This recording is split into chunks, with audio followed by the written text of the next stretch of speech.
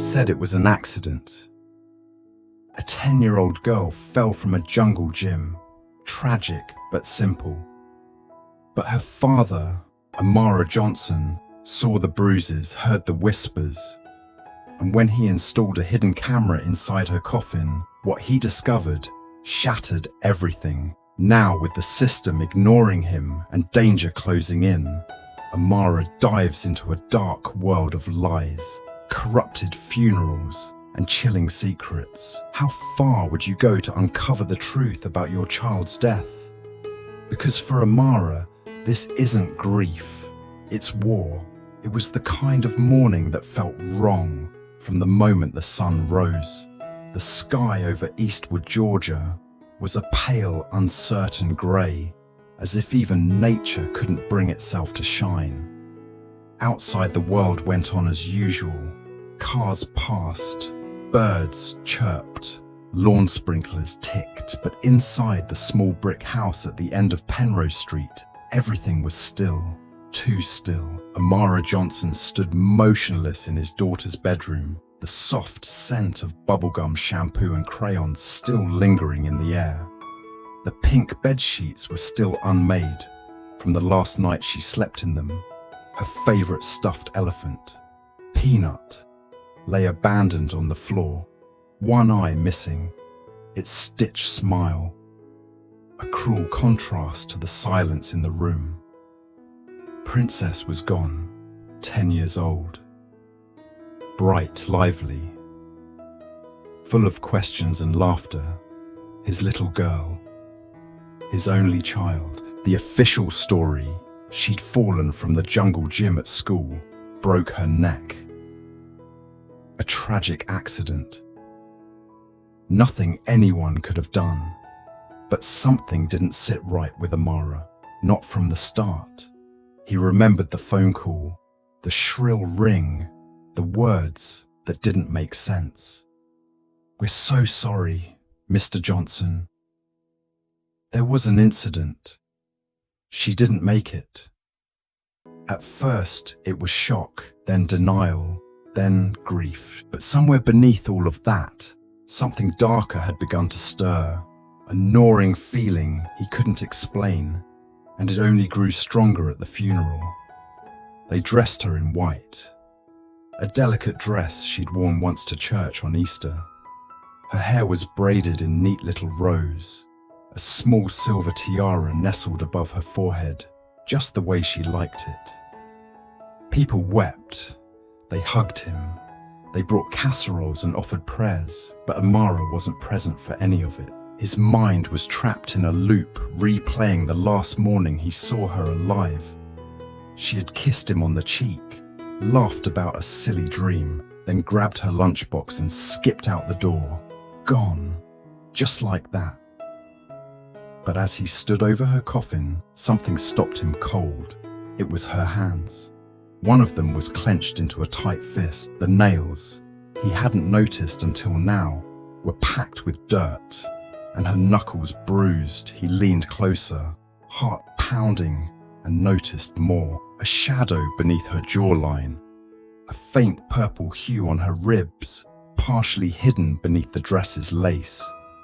His throat tightened. "What is this?" he muttered almost to himself. Clara, his older sister, placed a hand on his arm. "Amara, please, don't do this. Let her go." But how could he? She was 10, healthy, smart.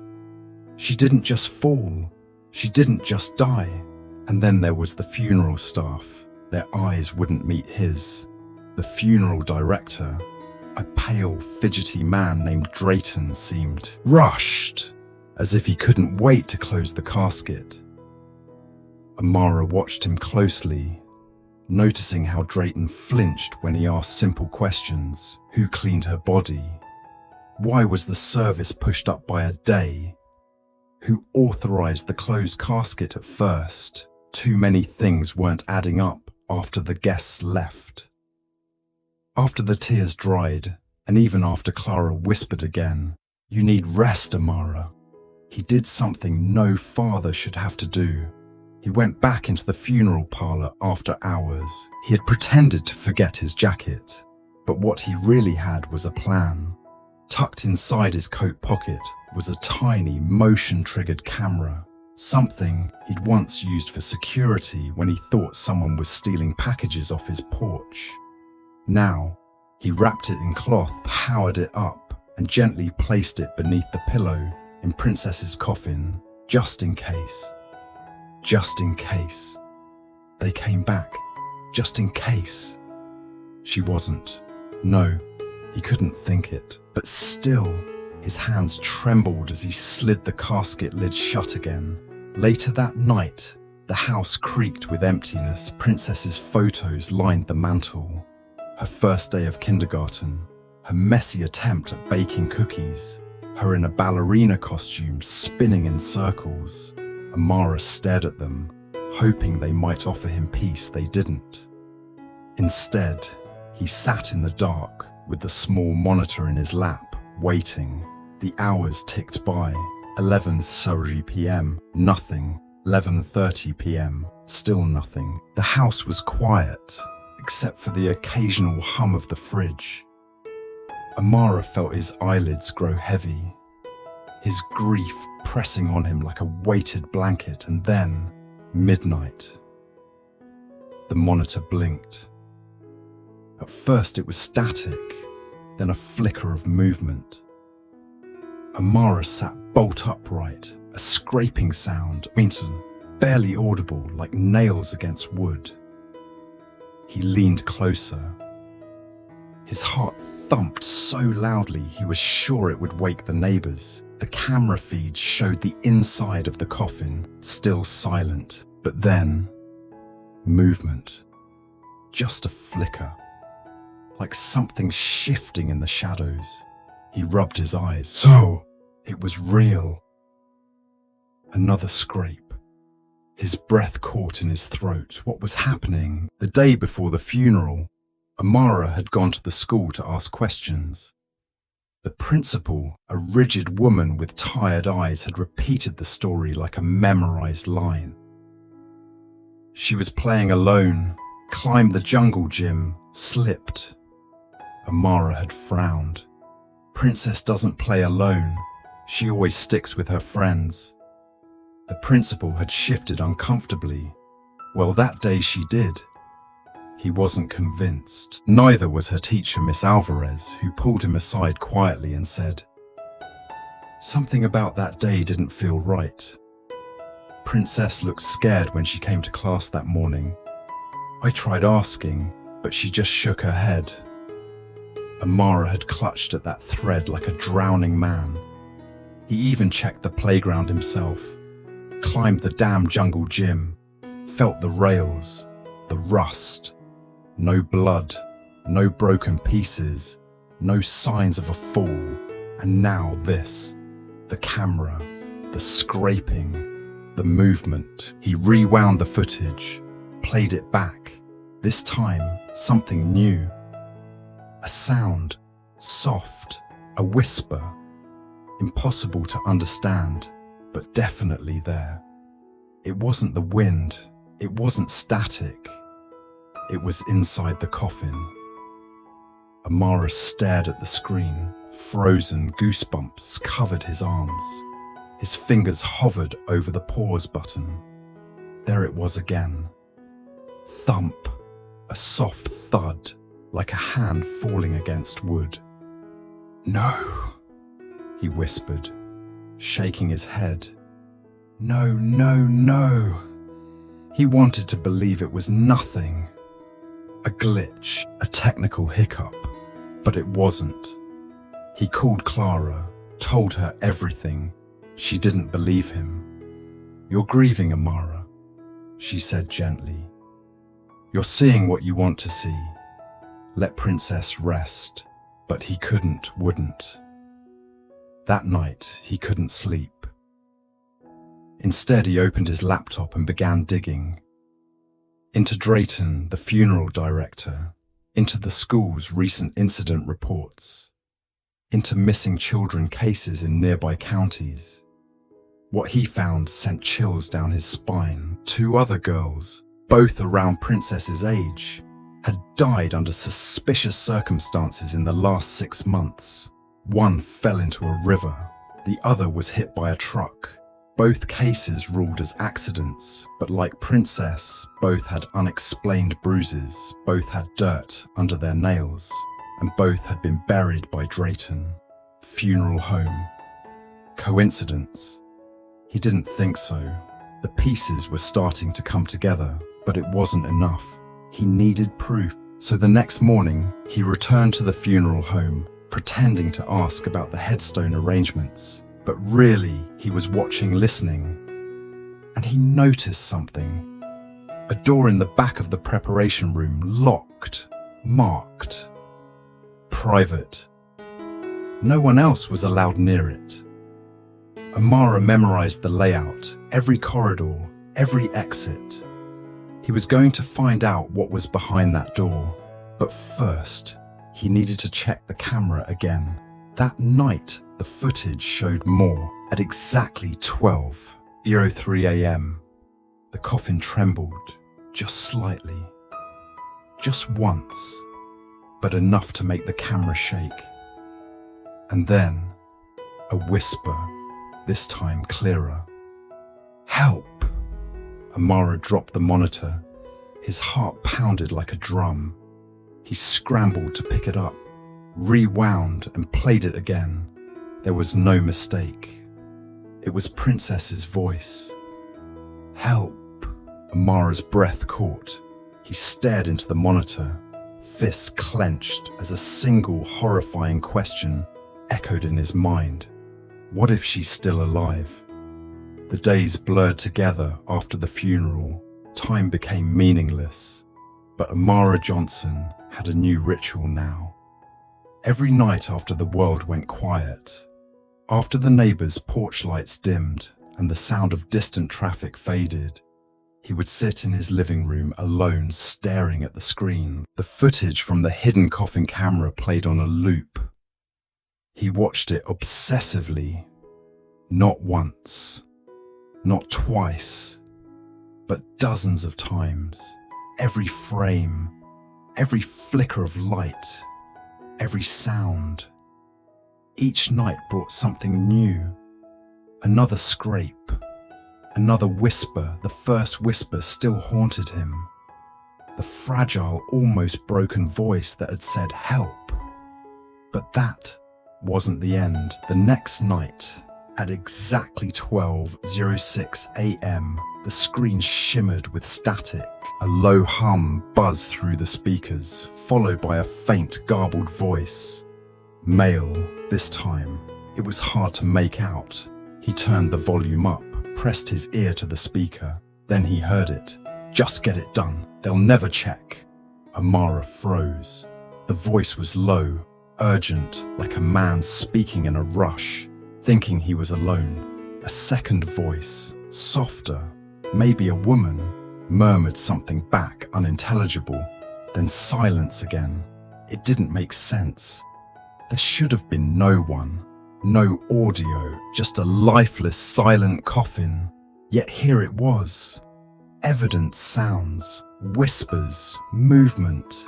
He rewound and replayed it, isolating the moment and backing up the file onto 3 separate drives. One uploaded to cloud storage, another on a flash drive, and the third hidden in a safe under his bed. Amara couldn't afford to lose the truth now. He didn't sleep that night. Instead, he paced, thinking, obsessing, running over every possibility in his mind. What if someone had tampered with her body after death? What if she hadn't died at the jungle gym at all? What if the fall had been staged? The next morning, he returned to the funeral home. It was a squat, tired building with faded paint and weeds growing in the parking lot cracks. The sign above the door read, "Drayton and Sons, Mortuary, established 1939. The "and Sons" part was scratched out. Inside it smelled of roses and ammonia, fake sweetness masking something much worse. Funeral director Vincent Drayton stood behind the front desk wearing the same grey suit and crooked smile he'd worn during Princess's service. "Mr. Johnson," he greeted, overly polite. "I wasn't expecting you. I need to speak to you," Amara said, voice low. "Alone?" Drayton hesitated. "Of course. Let's step into my office." The office was dimly lit, with a large mahogany desk and a wall of dusty urns behind it. A photo of his late father hung above the bookshelf, the man staring down with cold, judgmental eyes. "What can I help you with?" Drayton asked, folding his hands. Amara placed his phone on the desk. "Press play." The faint whisper echoed through the room. "Just get it done. They'll never check." Drayton's face didn't change. "I don't know what that is," he said evenly. "You don't recognize that voice?" Amara pressed. "You didn't hear anything strange the night before the funeral?" "Mr. Johnson," Drayton said, spreading his hands. "Grief can do strange things to a person's mind. I assure you, nothing unusual happened to your daughter's body. She was handled with care, dignity. She had bruises," Amara interrupted. "Dirt under her fingernails, I saw it." "We documented her condition thoroughly," Drayton replied, slipping into practiced tones. "Sometimes injuries occur during resuscitation efforts. It's traumatic, I know." "You're lying," Amara said. Drayton's jaw tightened for a fraction of a second. "If you continue to make baseless accusations, I'll have to ask you to leave." Amara stood burning with rage. "You know something," he said, voice trembling. "And I'll find out what." That evening, he visited Clara. His sister lived in a modest apartment on the south side of town, cluttered cozy with photos of Princess taped to the fridge and a quilt half knitted on the couch. When she opened the door, her face softened. "You look tired," she said. "I need you to see something." They sat side by side on her worn-out love seat as Amara showed her the footage. The voice, the scraping, the whisper. She didn't say a word until it was over. Then she turned to him, eyes wide, hand trembling. That sounded like a child," she whispered. "I think it's her," Amara said. Clara looked away, rubbing her forehead. "This is crazy. I don't know what this is." "She didn't fall, Clara. Something happened to her, and they're covering it up." She looked back at the screen, then at him. "What are you going to do?" "I'm going to the police." Detective Maurice Keller was the officer assigned to Princess's case. A man in his 50s, with salt and pepper stubble and a voice like gravel. He met Amara and Clara in his office downtown. Amara laid out everything: the video, the sounds, the bruises, the timeline. Keller watched with tired eyes, occasionally jotting something in a notebook. When the footage ended, there was a long pause. Keller leaned back. "I understand this is an emotional time," he began. "I'm sorry for your loss, Mr. Johnson, but I've reviewed the autopsy. The cause of death was a cervical fracture consistent with a fall." "What about the bruises?" Amara asked. "The dirt under her nails. Possibly post-mortem bruising. Could have been from when the body was handled during transport. Dirt could have been from the playground." Amara leaned forward. "And the audio? Could be interference. Feedback recorders. Pick up all kinds of noise. I've seen it before." "You didn't even try to analyze it," Clara snapped. "You're brushing him off." Keller raised his hands. "Look, I understand the pain you're in, but there's no solid evidence of foul play. And believe me, I've seen people chase ghosts during grief. You start hearing things, seeing signs that aren't there. Amara stood slowly. His voice was low and deadly calm. "You're wrong," he said. "I know my daughter. I know what I heard." "I'm sorry," Keller said, "but there's nothing I can do without more." Amara walked out. Clara followed close behind. Outside the station, rain began to fall. A soft drizzle that soaked Amara's clothes and blurred the streetlights into smudges. "I can't believe this," Clara muttered. "They don't care. They never did," Amara said. For a long moment they stood in silence. Then Clara whispered, "What are you going to do now?" Amara turned to her eyes, fierce with new resolve. "If the system won't help me," he said, "I'll find the truth myself." That night, Amara stayed awake until dawn. He reviewed the footage again, frame by frame. One detail he hadn't noticed before caught his eye in the bottom right corner of the screen. Just for a second, a shadow moved across the camera, not from inside the coffin, from above. Someone opened it. His blood ran cold. He zoomed in.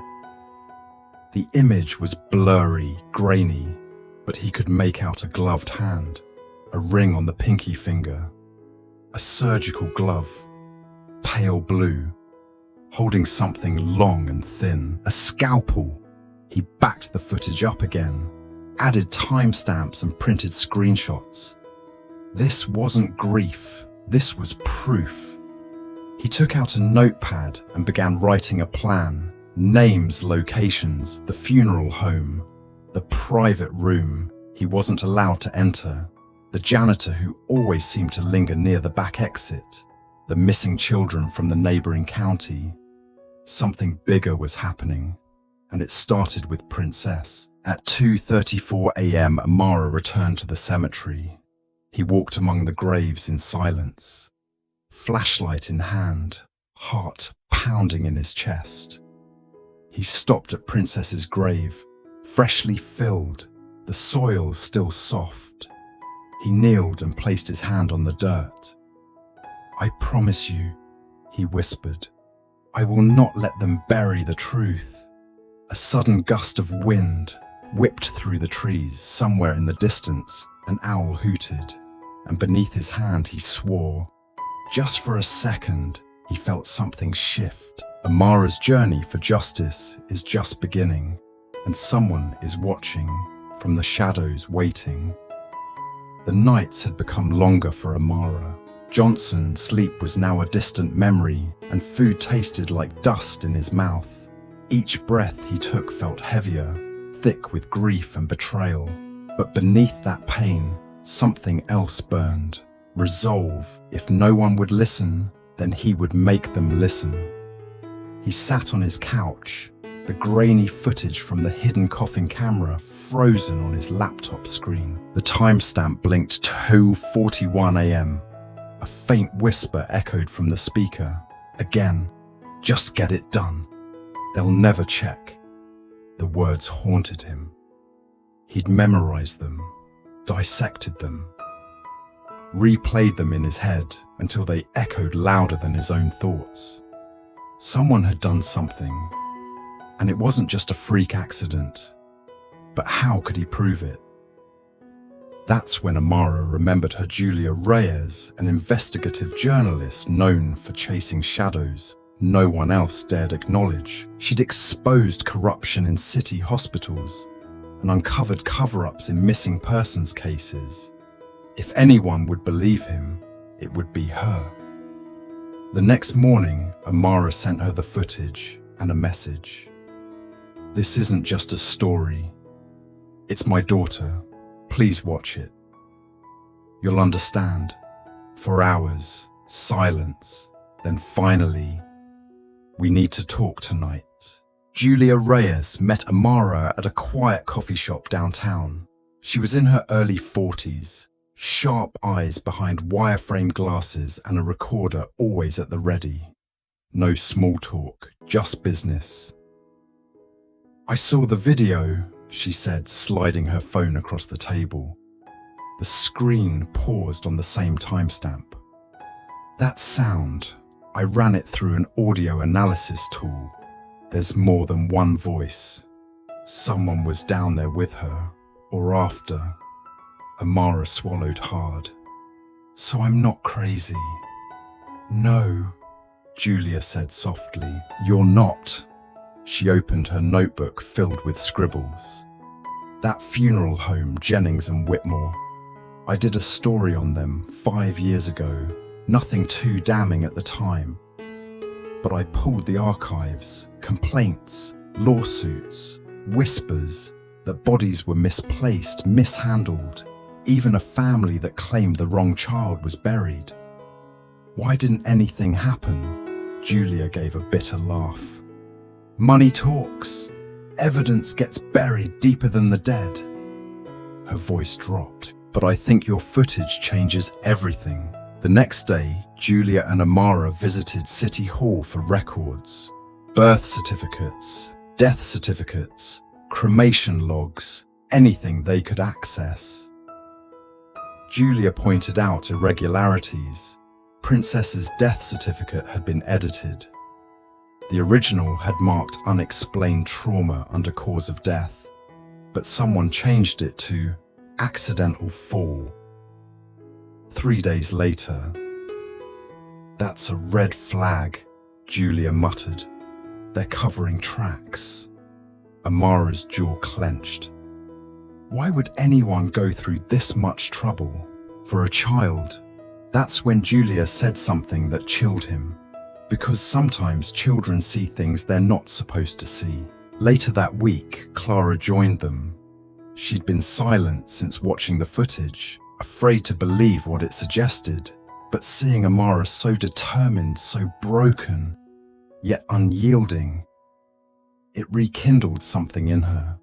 There's someone you should talk to, she said quietly. Kevin Foster. He used to work at Jennings and Whitmore. Quit after something happened, but he never said what. Amara didn't wait. They tracked Kevin down in the outskirts of the city, a worn-down apartment, security cameras everywhere, like a man constantly looking over his shoulder. Kevin opened the door slowly, eyes darting nervously between them.